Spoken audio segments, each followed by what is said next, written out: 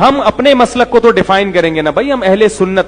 سوال پیدا ہوتا ہے اسلام میں تو فرقہ واریت نہیں ہے، تو یہ اہل سنت اور شیعہ کا کیا فرق آ گیا؟ بات یہ ہے کہ ہمارا یہ مسلک ہے، ہم قرآن و سنت کی وہ تشریح معتبر مانتے ہیں جس پہ صحابہ چلے، اور شیعہ حضرات صحابہ کو فالو نہیں کرتے. یہ بڑا اختلاف ہے ہمارا اور ان کا. اور صحابہ میں بھی ہم سب سے پہلے کس کو ترجیح دیتے ہیں؟ خلفائے راشدین کو. صحیح بخاری کی حدیث ہے، علیکم بسنتی وسنت الخلفاء الراشدین المہدیین، میری اور خلفائے راشدین کی سنت کو لازم پکڑو.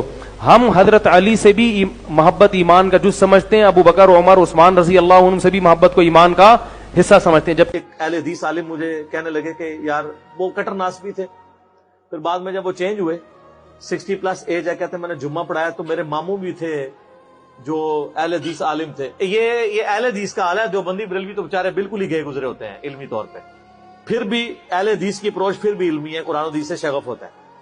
تو کہتے ہیں میں نے پہلی دفعہ زندگی میں محرم کا جمعہ فضائل اہل بیت پہ پڑھایا، تو کہتے ہیں اس میں میں نے حدیث بیان کر دی کہ علی سے محبت نہیں رکھے گا مگر مؤمن، علی سے بغض نہیں رکھے گا مگر منافق. تو میرا جو ماما جو عالم تھا مجھے کہنے لگا اے حدیث کتنے لکھی ہے؟ تو میں نے کہا مسلم شریف میں.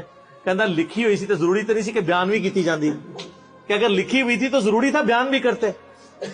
یہ سر لٹمس ٹیسٹ ہے. کسی جو کہتا ہے نا مجھے اہل بیت سے بڑی عقیدت ہے، نہیں ہم صحابہ کا بھی احترام کرتے ہیں اہل بیت کا، آپ اس کو ایک میسج کر دیں علی سے محبت نہیں رکھے گا مگر مومن، علی سے بغض نہیں رکھے گا مگر منافق، تو آپ اس کے رسپانس سے چیک کر لیجئے گا وہ کتنی محبت کرتا ہے.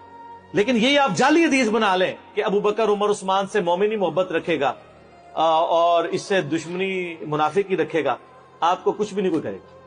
آپ کسی اہل حدیث کی مسجد میں یہ وائٹ بورڈ پہ حدیث لکھ کے لگا دیں علی سے محبت نہیں رکھے گا مگر مومن، علی سے بغض نہیں رکھے گا مگر منافق، تو آپ دیکھیے گا پھر شام تک وہاں پہ گڑبڑ شروع ہو جائے گی کہ کوئی شیعہ لکھ گیا.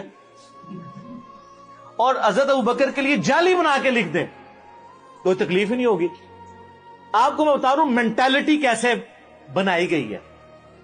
تو جب جو بیماری ہوتی ہے نا اسی کا علاج ہوتا ہے. مسئلہ یہاں پہ ہے. وہ کہتے ہیں ہم انکاری تو نہیں حضرت علی کی شانوں کے، ہم کہتے ہیں انکاری کا مسئلہ نہیں ہے، آپ اقراری نہیں ہیں. ہم کب کہہ رہے ہیں آپ انکاری ہیں؟ جتنے شد و مت سے آپ باقیوں کے لیے اقرار کرتے ہیں مولا علی کے لیے بھی کریں، ان کے اوپر بھی کانفرنسز کروائیں. آپ تو محرم کے 4 جمعے جو ہیں شیعہ کے خلاف پڑھا جاتے ہیں، اہل بیت کے فضائل کا ذکر ہی نہیں کرتے، اور جو زیادہ ذرا بدبخت ہیں وہ فضائل یزید پہ پڑھا دیتے ہیں. تو پھر اہل بیت کی باری کب آئے گی؟ خود آپ نے ان کو ان کے کھاتے میں ڈال دیا ہوا ہے.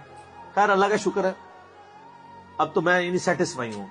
جھگڑے بڑے ہیں، اختلافات بڑے ہیں، ممبر سے کسی چیز کو ڈسکس بار بار نہیں کیا جا سکتا. لفظ کہہ دیتا ہوں، جو ابتدائی تناظر ہے، جو ابتدائی جھگڑا ہے قبلہ شرازی صاحب، وہ جھگڑا یہ ہے کہ بعد از رسول امت مسلمہ میں ایک نظریہ خلافت کا قائل ہے، ایک نظریہ امامت کا قائل ہے. ٹھیک ہو گیا؟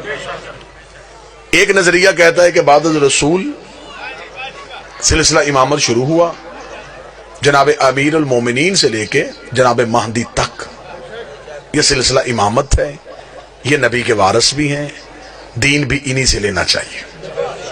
آپ میری تائید فرمائیں گے میں جو کہہ رہا ہوں وہ آپ نے پہلے سنا ہوا اور یقیناً ایسا ہی ہے. ایک نظریہ یہ ہے کہ وہ جو کہتے ہیں، وہ کہتے ہیں نبی کے بعد سلسلہ خلافت چلا، بادشاہت کا سسٹم چلا، نبی کے بعد ایک صحابی نبی کے وارث بنے، ان کے بعد دوسرے صحابی بنے، پھر تیسرے صحابی بنے، پھر علی بنے، پھر اس کے بعد یہ سلسلہ چلتا گیا. وہ کہتے ہیں کہ نبی کے بعد ہم سلسلہ خلافت کے قائل ہیں. جھگڑا نہیں، لڑائی نہیں، بحث نہیں، دونوں عقیدوں کو دیکھ لیتے ہیں کہ دونوں عقیدوں کی بنیاد کیا ہے. آپ میرے سامنے شیعہ سنی بن کے نہ بیٹھیے گا، آپ میرے سامنے جج بن کے بیٹھ جائیے گا، میں دونوں عقیدوں کی وکالت کر لیتا ہوں، آپ فیصلہ کر لیجئے گا. پہلا عقیدہ یہ ہے کہ ہم نے خلافت والوں سے پوچھا کہ آپ ہمیں بتائیں کہ آپ نے نبی کے بعد ایک صحابی کو خلیفہ مانا، آپ کے پاس دلیل کیا ہے؟ میں دلیل سے ماننا ہے نا، آپ ہمیں دلیل دے دیں. انہوں نے کہا دلیل ہمارے پاس یہ ہے کہ نبی جاتے ہوئے کسی کا اعلان نہیں کر کے گئے تھے، نبی کسی کو نومینیٹ، کسی کو نامزد نہیں کر کے گئے تھے. بعد از رسول مسلمان پریشان ہو گئے کہ اتنا بڑا دین ہے بغیر وارث کے کیسے چلے گا. لہذا مہاجرین اور انصار مدینہ کے باہر ایک جگہ سقیفہ بنی سعدہ میں اکٹھے ہو گئے. وہاں پہ انہوں نے آپس میں مل کے مشورہ کیا کہ اب نبی کا وارث کس سے بنائیں. مہاجرین کہتے تھے کہ نبی کا وارث ہم میں سے ہوگا، کیونکہ ہم نے نبی کے ساتھ ہجرت کی، ہم نے قربانیاں دی ہیں، ہم نے گھر بار چھوڑے. انصار کہتے تھے تم نے گھر چھوڑے، ہم نے گھر دیے، تم نے کاروبار چھوڑے، ہم نے حصہ داری دی ہے، لہذا نبی کے بعد زیادہ حق ہمارا بنتا ہے. مہاجر چاہتے تھے وارث ہم میں ہو، انصار چاہتے تھے وارث ہم میں ہو. جو لفظ میں کہہ رہا ہوں یہ کسی مسجد کے مولوی کی بات نہیں میں کر رہا، ابن خلدون سے لے کے شبلی نعمانی اور شبلی نعمانی سے لے کے ابن ابی الحدید تک جہاں تک جاؤ گے دلیل یہی پہ ملے گی. وہ کہتے جی ہوا پھر یہ کہ مہاجرین اور انصار دستوں گریبان ہو رہے تھے، اس سے پہلے کہ جھگڑا زیادہ ہو جاتا ایک صحابی اٹھے، انہوں نے دوسرے بزرگ صحابی کا ہاتھ پکڑا، ہاتھ پکڑ کے بلند کیا، بلند کر کے کہ نبی کے بعد یہ بزرگ بھی ہے، معتبر بھی ہے، رشتہ داری بھی نبی سے ہے، لہٰذا میں بھی ان کی بیعت کرتا ہوں، آپ بھی ان کی بیعت کر لیں. بس اس صحابی کی اس دلیل پہ مسلمانوں نے ان کے ہاتھ پہ بیعت کر لی اور یہ بن گیا سلسلہ خلافت، یوں بن گیا نبی کا پہلا خلیفہ. ٹھیک ہو گیا. اب ہم چلے گئے امامت والوں کے پاس. ہم نے کہا جی آپ ہمیں بتائیں آپ نے نبی کے بعد علی کو مانا، دلیل کیا ہے؟ وہ کہتے دلیل یہ ہے کہ نبی کی زندگی میں رسول نے آخری حج پڑھا، 1.25 لاکھ صحابیوں کے مجمع میں نبی نے پلانوں کا ممبر بنایا، ممبر بنا کے نبی نے علی کا ہاتھ پکڑ کے صحابہ کے سامنے بلند کیا اور بلند کر کے علی کی مولائیت کا اعلان کر دیا. لہٰذا ہم نے وہیں سے سلسلہ امامت کو لے لیا ہے. جھگڑا ختم ہو سکتا ہے اگر ذہن سے شیعہ سنی کی ضد نکال دی جائے.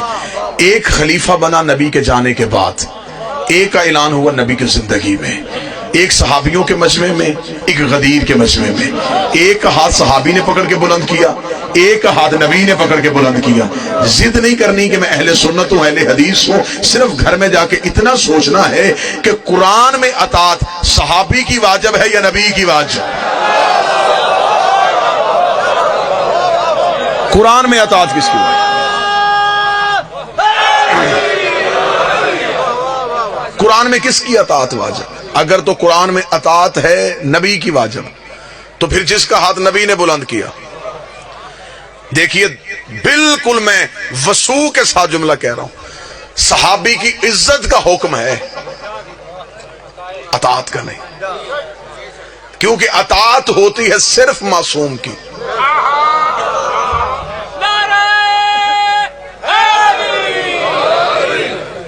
صحابی کی عزت کی جا سکتی، عزت کرنی بھی چاہیے، لیکن اطاعت صرف اور صرف معصوم کی ہوتی. اب اطاعت معصوم ہمیں غدیر سے نظر آ رہی ہے. پھر دوسرا دیکھیے المیہ کیا ہوا کہ خلافت والوں کے ہاں ہر خلیفہ کے جانے کے بعد اصول بدلا. میں بڑا سمجھا کے بات کروں گا. مثلا پہلا خلیفہ اجماع سے بنا، ووٹوں سے بنا. جب دوسری خلافت آئی پھر ووٹیں نہیں، پھر پہلے نے دوسرے کو نامزد کر دیا. جب تیسری خلافت آئی پھر دوسرا اصول بھی ٹوٹ گیا. پھر ایک کمیٹی بن گئی، کمیٹی نے مل کے فیصلہ کیا. اس کا مطلب کہ ہر خلافت میں اصول بدلا. اگر اجماع ٹھیک تھا پھر نامزد کیوں کیا گیا؟ اگر نامزد ٹھیک تھا پھر کمیٹی کیوں بنی؟ امامت والوں کے ہاں اصول نے بدلا. کسی امام کے جانے کے بعد اس کے 18 بھی بیٹے تھے، تلواریں نہیں نکلی، کیونکہ انہیں پتا تھا کہ امام ہم نے نہیں بنانا، امام اللہ نے بنانا. لہذا اللہ جس کی امامت کا اعلان کرے گا ہم نے صرف اس کو ماننا ہے. اب یہاں پہ جہاں پہ آگے ہم شیعہ سنی اکٹھے ہوئے وہ ایک جگہ پہ اکٹھے ہوئے. وہ جگہ بابا جی کون سی تھی؟ سب مسلمانوں نے کہا جی یزید غلط، حسین صحیح. کوئی مسلمان کسی بھی مکتب سے ہو اس نے یزید کو صحیح نہیں کہا. اس نے کہا حسین صحیح تھے، یزید غلط تھے. مجھے معاف کر دیجئے گا، میں مہمان ہوں آپ کا. سوائے مذہب آل محمد کے کوئی یزید کی خلافت کو غلط کہہ نہیں سکتا. سوائے علی ولی اللہ پڑھنے والوں کے کوئی ثابت ہی نہیں کر سکتا کہ یزید کی خلافت غلط ہے. آپ مجھ پہ دلیل مانگے، میں ممبر سے دلیل دیتا ہوں. مسلمانوں کے ہاں خلافت کے جتنے اصول تھے یزید کے پاس وہ سارے اصول تھے. یزید کے پاس وہ سارے اصول تھے. مسلمانوں کے ہاں خلافت کا پہلا اصول ہے کہ امت اکٹھی ہو کے کسی کے ہاتھ پہ بیعت کر لے، اسے خلیفہ بنا دیا جاتا ہے. اس کے پاس یہ اصول بھی تھا. اس نے دنیا کے 3 حصوں سے اپنی بیعت لے لی تھی. اس کا مطلب اس کے پاس اجماع تھا. خلافت والوں کے پاس دوسرا اصول ہے کہ پہلا جاتا ہوا نامزد کرتے خلیفہ ہو سکتا ہے. اس کے پاس یہ اصول بھی تھا، اس کا باپ جاتا ہوا اسے نامزد کر کے گیا تھا، خلافت